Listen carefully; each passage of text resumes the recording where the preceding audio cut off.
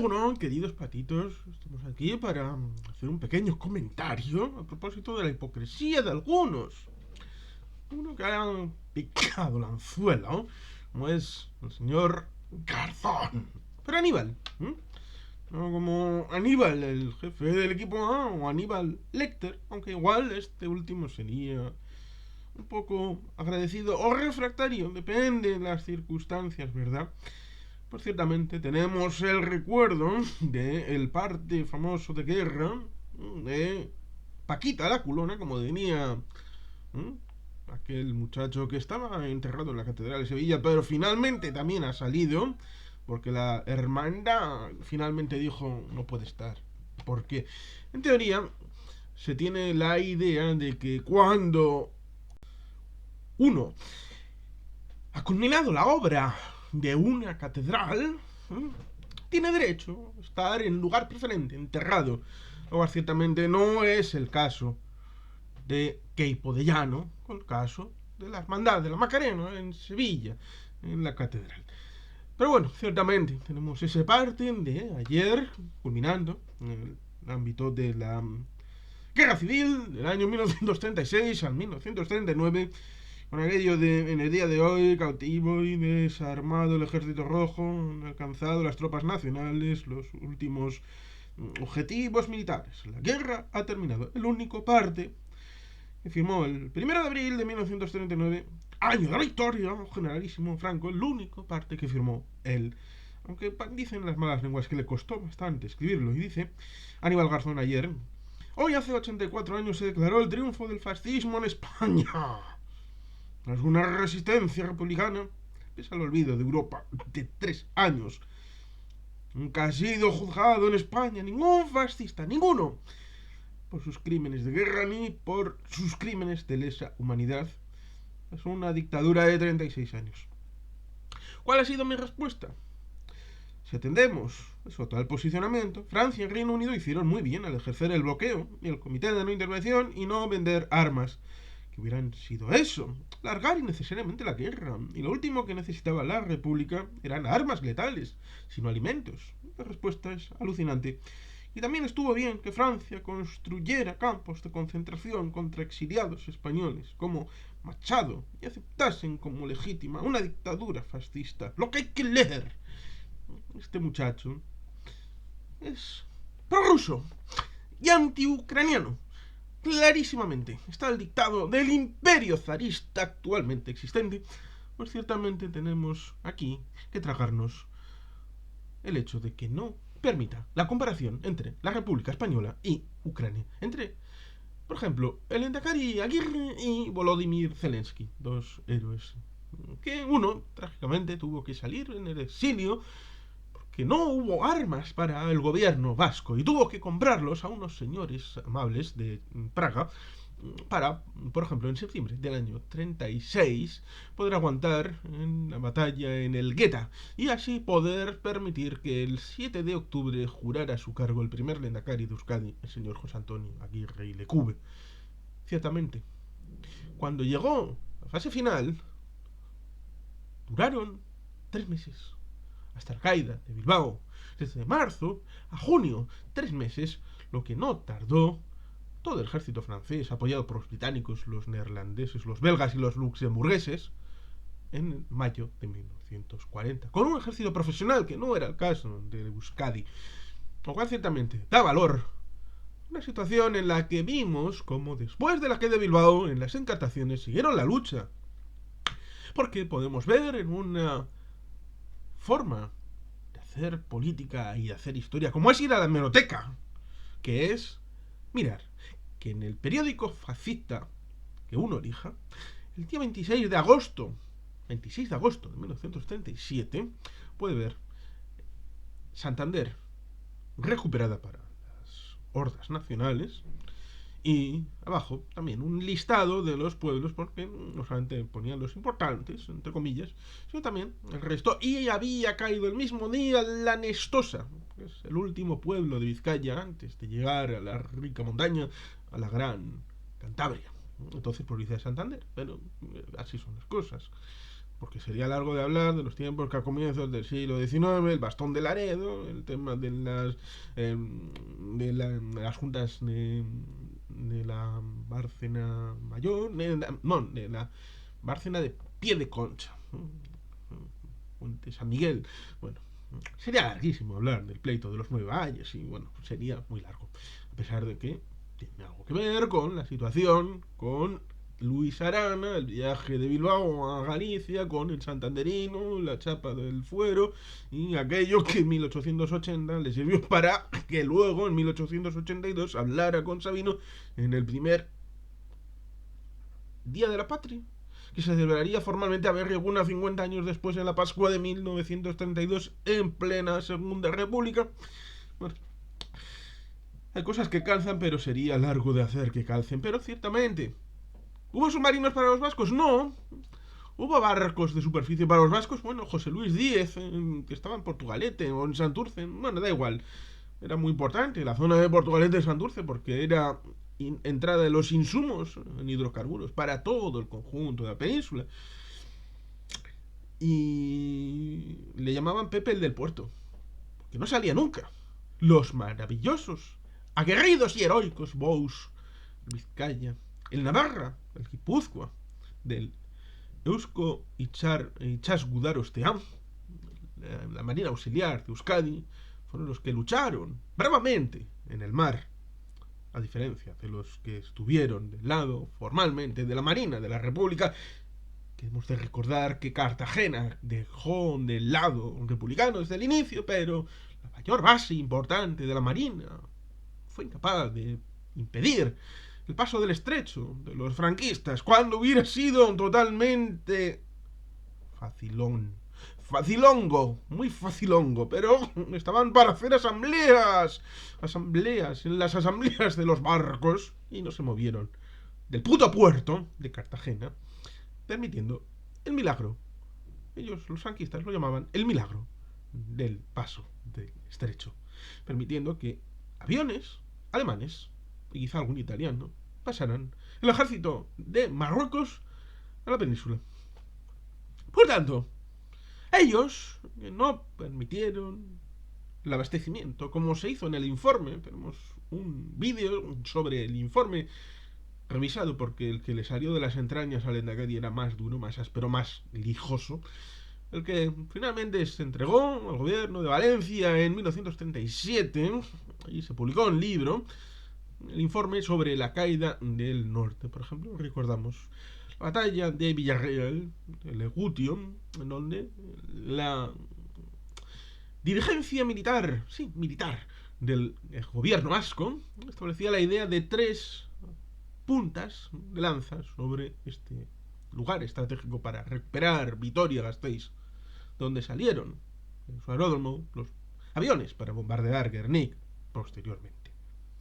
Pues ciertamente, hubiera sido interesante que el gobierno vasco hubiera recibido aviones que se decían, y me remito a ese informe, que no podían aterrizar en suelo vasco a pesar de que se habían habilitado aeródromos, por ejemplo en la zona del Amico y en la zona de la margen izquierda también, además del que actualmente y ya desde los años 20 tenía en la zona del Chorierri, que primero fue Sondique y actualmente está en el término municipal, la zona de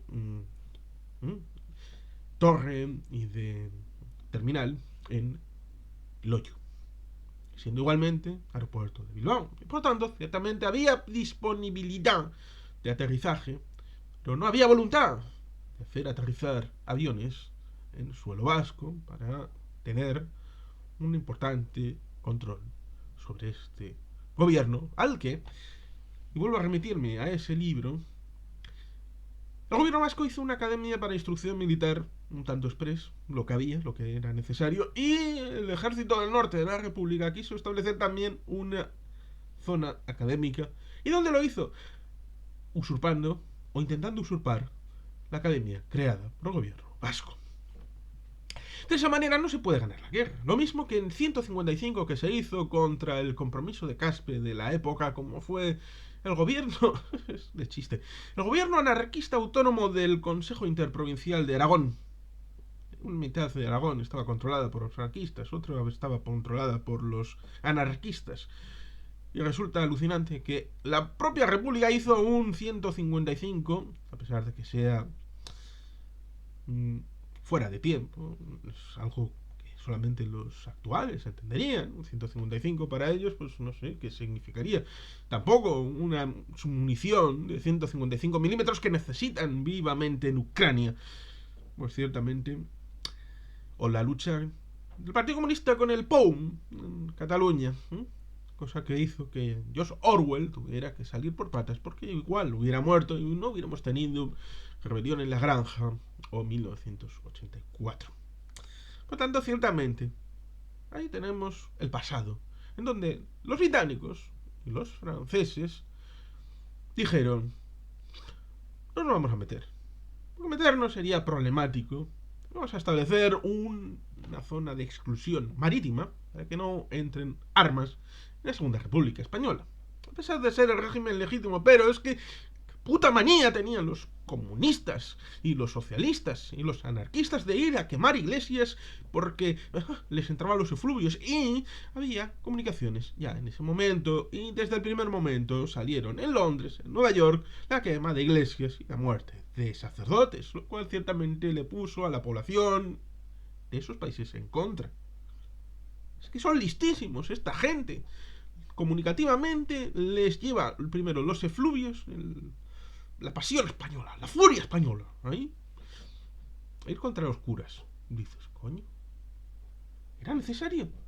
¿No era más importante que en vez de hacer asambleas en el puerto de Cartagena, en los barcos, haber hecho un estrechamente fiel y leal bloqueo del estrecho para que no pasara nadie desde la zona de Marruecos a la zona de la península? Pero no, estaban otras cosas, estaban a hacer la revolución dentro de la guerra. Y así les fue, y así nos fue a todos arrastrados por ellos.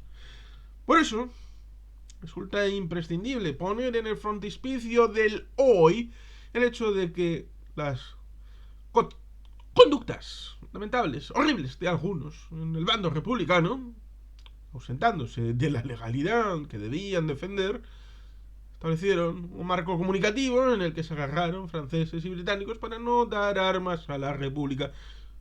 Y algunos, que hoy, como Aníbal Garzón parecía decir en su comentario, reclaman retroactivamente que esas armas debieron haber llegado porque los alemanes y los italianos sí dieron apoyo a los fascistas. Y ciertamente, también tenemos el hecho de que los soviéticos, a precio de oro, hicieron venta de armas a la República. Lo cual significa que hay que arreglar el problema histórico.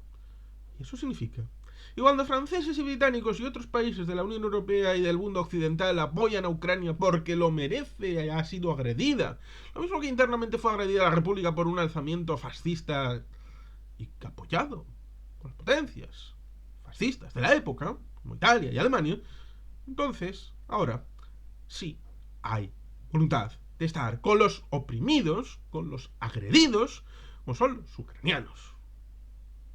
Por tanto, aquellos que dicen: no, es que no hay que dar más, la letalidad acaba la guerra, amplía la guerra, hace que sufran, por tanto, algunos piden directamente que Ucrania se rinda. Pero no les gusta que llevemos eso a la época de la Segunda República y se les diga: uy, si el 19 de julio por la mañana la República se hubiera rendido, ¿cuánto sufrimiento nos hubiéramos ahorrado? ¿Verdad que sí? 3 años de guerra. Simplemente hubiera tenido que decir Largo Caballero, Azaña, Prieto, Negrín, haberse presentado delante de Franco, como hizo Vercingetorix en Alesía, con su espada o su mosquete o lo que sea, así en señal de sumisión, arrodillados en tierra, y decir: señor, aquí tiene mi espada, me rindo. 3 años de guerra, ahorrados el sufrimiento, muerte, luego todo el dolor acumulado. ¿Alguien se lo cree? ¿De veras alguien se lo cree? ¿Hay alguien que crea que haber hecho esa rendición el 19 de julio de 1936 hubiera evitado campos de concentración, la cartilla de racionamiento, que estuvo vigente hasta 1959, donde se pudo atisbar, recuperar la estructura económica de 1936. Ciertamente, 3 años de guerra quizá hubieran acortado a 1949.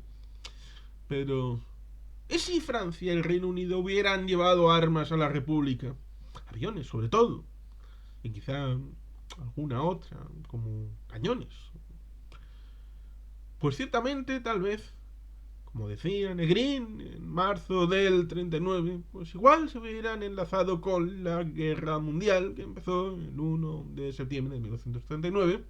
No estaba tan lejana, a pesar de que era dudoso, porque habían pactado con los italianos, los alemanes, los franceses y los británicos, sin contar con Checoslovaquia, en 1938 en Múnich, y por tanto, Chamberlain, parece como el villano, realmente sabía, y a sus más íntimos les dijo: hemos ganado un año, y tenemos que ponernos al día, porque no tenían el armamento preparado para una guerra europea. Cosa que luego llegaron justito aquí al milímetro para llegar a la batalla de Inglaterra con suficientes Spitfires para combatir a los Stukas. Pero ciertamente tenemos ahí el precedente en donde algunos también hoy dicen que tenemos que llegar a un acuerdo, forzar a que entren en razón los ucranianos y hacer un poco como con Checoslovaquia y decirles: os sentáis en una silla aquí en la habitación de al lado, como hicieron con Checoslovaquia, y aquí los grandes, los guays, los buenos de verdad, vamos a decir la paz en Ucrania.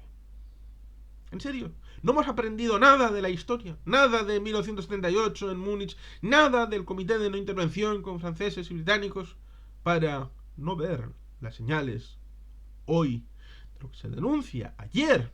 Y no en un ayer etéreo, sino ayer mismo, ayer, con el 84 aniversario del inicio, del fin de cualquier opción democrática en España hasta 1977. ¿En serio? No hemos aprendido nada de la historia para no ver que cuando se han reparado algunos elementos de injusticia histórica respecto al trato injusto que se hizo con la Segunda República Española, haciéndole el vacío, el bloqueo con Ucrania, permitiéndole ser libre, permitiéndole ganar su guerra contra los rusos imperialistas, agresores, fascistas del Kremlin, tenemos ahí una realidad que no podemos obviar, en donde hay que unir, hay que vincular. Cuando la República necesitó ayuda, se le negó. Cuando Ucrania ha necesitado ayuda, finalmente, lamentablemente no fue en 2014 cuando se atacó el Donbass y se atacó Crimea, con soldados rusos, del ejército ruso. Pero el 24 de febrero de 2022, progresivamente, se ha recibido el apoyo al pueblo ucraniano, al ejército ucraniano, a los valerosos miembros de la comunidad ucraniana que en Ucrania luchan por mantener su independencia, su autogobierno, su realidad nacional, que está reconocida desde 1991, pero de la ONU era miembro de Ucrania desde 1945 por expreso deseo del Kremlin, y por lo tanto eso significa que son unos hipócritas tanto por el memorándum de Budapest de 1994. Por tanto, hay que poner valor y poner enfrente de el tribunal de la opinión pública esos que quieren retroactivamente el apoyo a la Segunda República Española, pero no quieren el apoyo a Ucrania, que quieren dejarles caer, que quieren que desaparezcan como pueblo independiente porque no merecen ni el pan ni la sal, porque insultan a los que hoy, como ayer, defienden la libertad, como si Bakhmut fuera Brunete, y lo es. Pero también debemos recordar el hecho de que algunos se empeñaron en hacer la batalla del Ebro y algunas otras. He dicho Brunete. O también Brunete no debía hacerse sino haber hecho otro ataque, el plan P, de rojo. O era de miaja. Creo que era de rojo. El plan principal. Pero ahí entraron en lucha intestina dentro de la situación republicana. Los más socialistas, los más procomunistas. Y esas luchas incidieron en el campo de batalla. Hubo desunión en el lado republicano y hubo unión forzada por Paquita la Culona en el lado fascista. Si es que así no se pudo. Así no se podía. Porque querían no ganar la guerra, sino ganar la revolución. Y ahora el pueblo ucraniano lo que quiere es, unido, ganar su libertad. Lo hará. Como la ganaron los finlandeses, que a pesar de que tuvieron que perder, sí, cierto, un 10% de su territorio, perdieron la segunda ciudad más importante de su país después de la capital. Pero fueron independientes, fueron libres. Y hoy están en la OTAN y en la Unión Europea. Jamás un país que fue educado de Finlandia dentro del imperio zarista, jamás volverá a tener relaciones profundas y duraderas con Rusia. Ese es el futuro de Ucrania. ¿Y quién lo ha decidido? Lo ha decidido Rusia. En fin, queridos patitos. Slvokraini, Heroyam Slava. Y sin más, es que ricasco, agur bat, Betty Helpian.